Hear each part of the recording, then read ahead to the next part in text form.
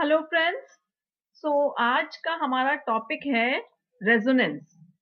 Now जैसे कि first diagram में आप देख रहे हैं कि मैंने एक हॉर्स की पिक्चर बनी है, एक डोंकी की पिक्चर बनी है और एक म्यूल की पिक्चर बनी है। यानी एक घोड़ा है, एक गधा है और एक खच्चर है। एक्चुअली जो म्यूल है उसमें हॉर्स की भी प्रॉपर्टीज हैं और डोंकी की भी प्रॉपर्टीज हैं। लेकिन अगर आप ये सोचें कि वो किसी एक की तरह है तो ऐसा नहीं है। उसमें दोनों की ही कैरेक्टरिस्टिक्स मौजूद हैं।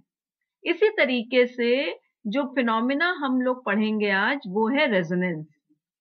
रेजोनेंस में जो रेजोनेंस स्ट्रक्चर्स होते हैं उनमें दोनों स्ट्रक्चर्स या दो से ज्यादा जितने भी स्ट्रक्चर्स हैं सबकी प्रॉपर्टीज मिला के रेजोनेंस स्ट्रक्चर बनता है। तो ये फिनोमिना सबसे पहले पुट फॉरवर्ड किया था हीजनबर्ग ने। एक्चुअली जैसे आप देखिए, मैंने ओजोन का एग्जांपल लिया है। तो ओजोन में ऑक्सीजन ऑक्सीजन के बीच में सिंगल बॉन्ड है और ऑक्सीजन ऑक्सीजन के बीच में डबल बॉन्ड है।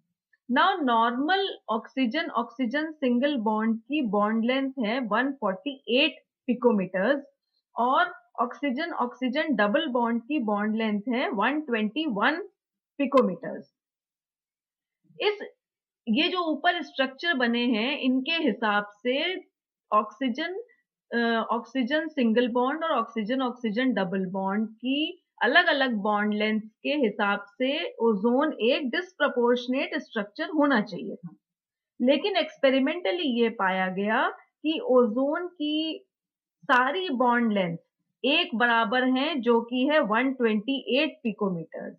यानी कि सिंगल और डबल के बीच की बॉन्ड लेंथ ओजोन के सारे बॉन्ड्स में पाई गई। इससे ये इंप्लाई हुआ कि ओजोन एक इन दोनों स्ट्रक्चर्स का एक एवरेज स्ट्रक्चर एक्चुअली ओजोन का स्ट्रक्चर है, ना कि इन दोनों में से कोई एक स्ट्रक्चर। इसी को कहते हैं रेजोनेंस। तो रेजोनेंस वो फिनोमिना है जिसमें मॉलिक्यूल किसी भी एक स्ट्रक्चर से दर्शाया या दिखाया ना जा सके और उसकी प्रॉपर्टीज सारे स्ट्रक्चर्स से एवरेज मिला के बनाई जाए।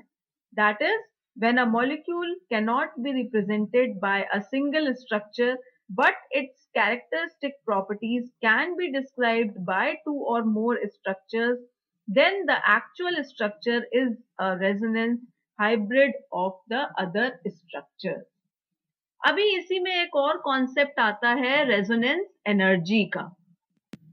जैसे मैंने एक साइड ग्राफ एनर्जी ग्राफ बनाया है, उसमें E1, E2 और E3 रेजोनेंस किसी भी कंपाउंड के तीन रेजोनेटिंग स्ट्रक्चर्स की एनर्जीज हैं E1, E2 और E3।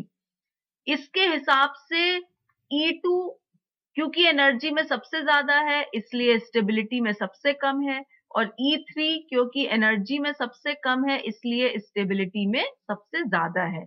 तो तीनों रेजोनेटिंग स्ट्रक्चर्स में E3 सबसे ज्यादा स्टेबल स्ट्रक्चर है और E0 उसकी एक्चुअल बॉन्ड एनर्जी आती है।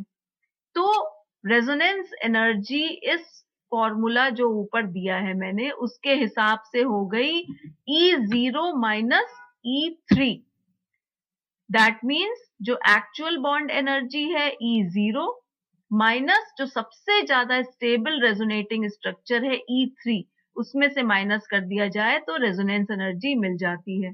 और इस फॉर्मूले के हिसाब से भी अगर आप समझें तो रेजोनेंस एनर्जी किसी भी मॉलिक्यूल की हमेशा नेगेटिव ही रहती है। So this is the resonance energy, that is the actual bond energy minus energy of the most stable resonating structure.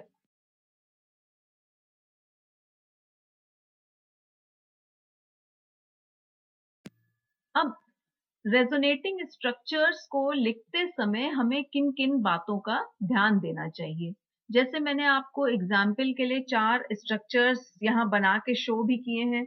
एक है बेंजीन का स्ट्रक्चर, देन HCl के resonating structures, then hydrazoic acid and nitric oxide. तो इनके rules देख लेते हैं। जो भी स्ट्रक्चर में न्यूक्लियस होता है उसकी जगह नहीं बदलती है, अपनी जगह से शिफ्ट होते हैं सिर्फ इलेक्ट्रॉन्स। हर स्ट्रक्चर में सेम अनपेयर्ड इलेक्ट्रॉन का नंबर होना चाहिए। जैसे कि आप देखिए जो फोर्थ स्ट्रक्चर है उसमें नहीं सॉरी नाइट्रिक ऑक्साइड का जो स्ट्रक्चर है that is structure number 3। Structure number 3 में मैंने एक स्ट्रक्चर काट दिया है क्योंकि बाकी दो स्ट्रक्चर्स में अनपेयर्ड इलेक्ट्रॉन का नंबर सेम है, लेकिन जो थर्ड स्ट्रक्चर है जिसको मैंने काट दिया है उसमें अनपेयर्ड इलेक्ट्रॉन का नंबर बदल गया है, इसलिए वो स्ट्रक्चर रेजोनेटिंग स्ट्रक्चर नहीं माना जाएगा।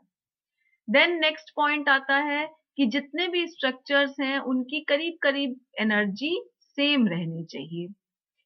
जिन स्ट्रक्चर्स में नेगेटिव चार्ज इलेक्ट्रोनेगेटिव एटम पे और पॉजिटिव चार्ज इलेक्ट्रोपॉजिटिव एटम पे ही रहता है वो ट्रू स्ट्रक्चर के सबसे पास वाले स्ट्रक्चर माने जाते हैं।